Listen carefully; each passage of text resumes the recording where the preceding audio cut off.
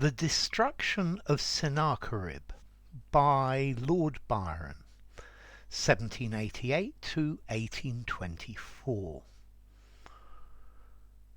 The Assyrian came down like the wolf on the fold, and his cohorts were gleaming in purple and gold, and the sheen of their spears was like stars on the sea when the blue wave rolls nightly on deep Galilee.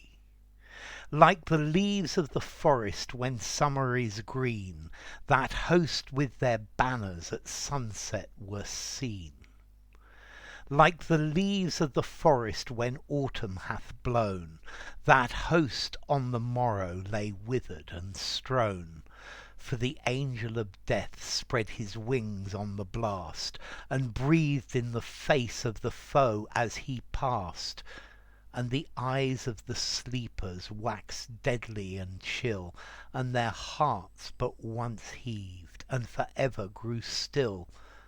And there lay the steed with his nostrils all wide, but through it there rolled not the breath of his pride. And the foam of his gasping lay white on the turf, and cold as the spray and the rock-beating surf. And there lay the rider, distorted and pale, with dew on his brow and the rust on his mail. And the tents were all silent, the banners alone, the lances uplifted, the trumpets unblown. And the windows of Assyrian are loud in their wail, and the idols are broken in the temple of Baal. And the might of the Gentile, unsmote by the sword, hath melted like snow in the glance of the Lord. Okay, so Lord Byron, he's a writer of the Romantic movement, and this Destruction of Sennacherib was an Assyrian king about 700 BC, and he besieged Jerusalem. And this episode is mentioned in the Bible, and it says that the angel of death came and destroyed the Assyrians, and like that God saved Jerusalem. So let's see, what is this about? I think the main thrusts or the main ideas are war and armies and power. And then the other one is the power of God, that God is more powerful than man, that men may think they are powerful and mighty, but the idea is that God is much more powerful.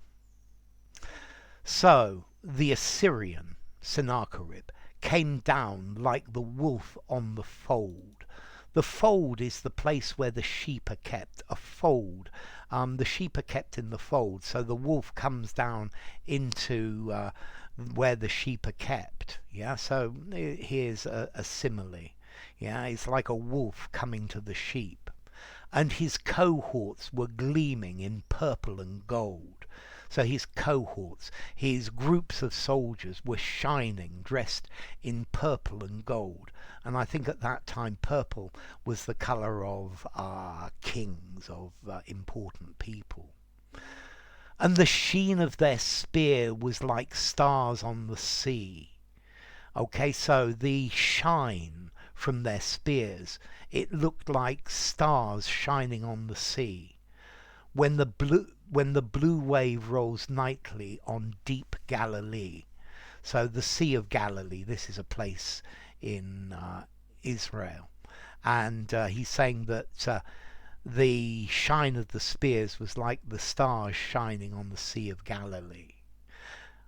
Like the leaves of the forest when summer is green. So in summer there are huge numbers of leaves in the summer. And this is like the spears. That host with their banners at sunset were seen. So there were a huge number of them. A host here is a large number. He has a host of problems. Here the host, the Assyrian army, the enormous Syrian army, with their banners, with their flags, and they appeared at sunset. So all of this bit here is talking about the power, the pomp, the importance, the strength of the Syrian army. Like the leaves of the forest when autumn hath blown, that host on the morrow lay withered and strown.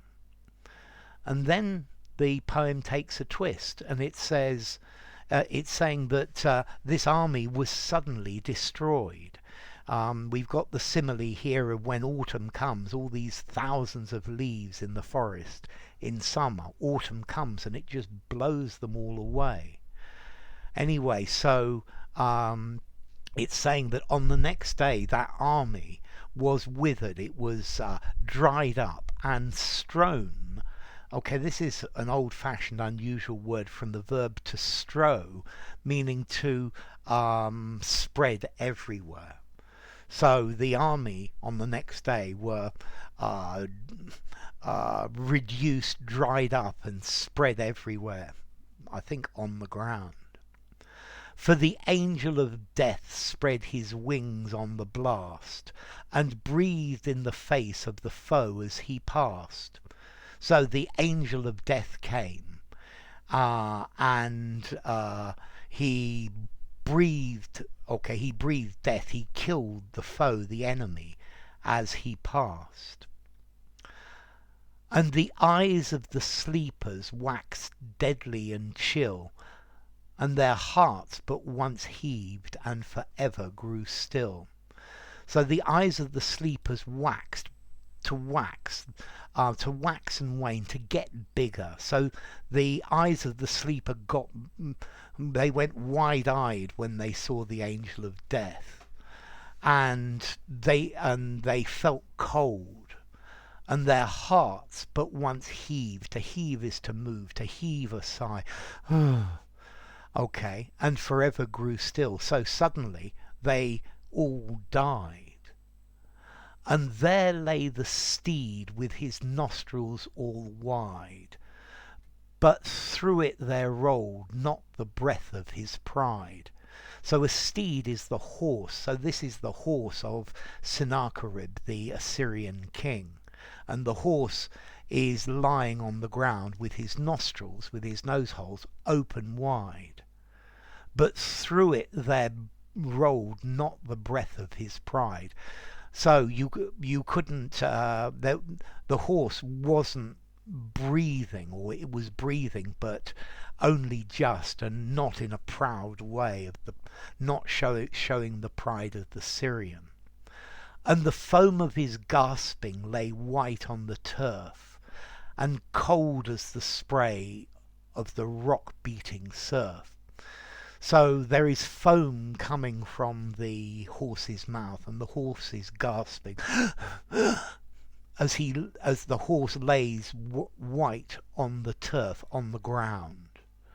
As cold. Okay, so the foam is white and lying on the ground, and the foam from the horse's mouth is as cold as the spray of the rock-beating surf. So it's as cold as the spray that comes from the winds beating against the rocks.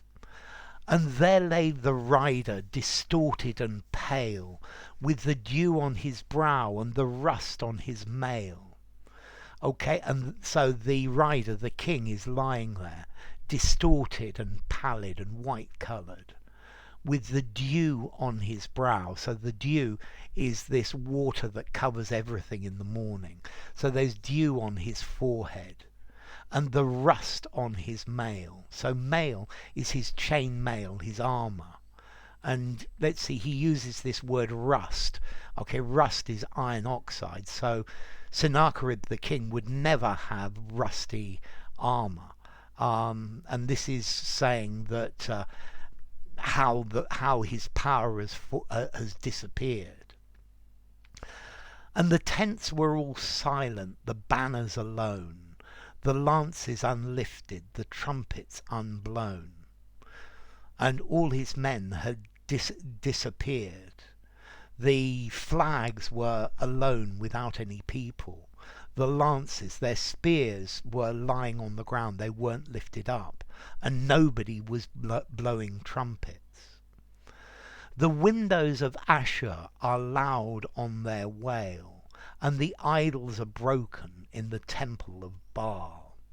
Okay, so Baal was the king, was the god of the Assyrians, and Ashur was the Assyrian capital, the capital city. So there's crying coming from, they're wailing, crying coming from the windows of the capital city of the Assyrians for all the dead soldiers. And the idols, the figures in the temple of Baal have been broken. So this is saying that the power of the Assyrian gods has been broken. And the might of the Gentile, unsmote by the sword, hath melted like snow in the glance of the Lord. Okay, so the power of the Gentile. A Gentile is a person who is not Jewish. So they were attacking Jerusalem, which was full of Jews, and the Gentiles are the Assyrians. Unsmote by the sword. So to smite is to hit. Smite, smote, smitten. So the power of the Assyrians, who hadn't been hit by swords, has melted. So has melted. So the power has just melted like snow in the glance of the Lord. So God just looked at them and they all died and disappeared. Okay, one other thing I wanted to comment about is the rhythm of this. Yeah, the Assyrian came down like the wolf on the fold, and his cohorts were gleaming in purple and gold. Okay, this is a very simple rhythm, and normally this rhythm is used for either comic poetry or for something very light, and this is maybe much more serious.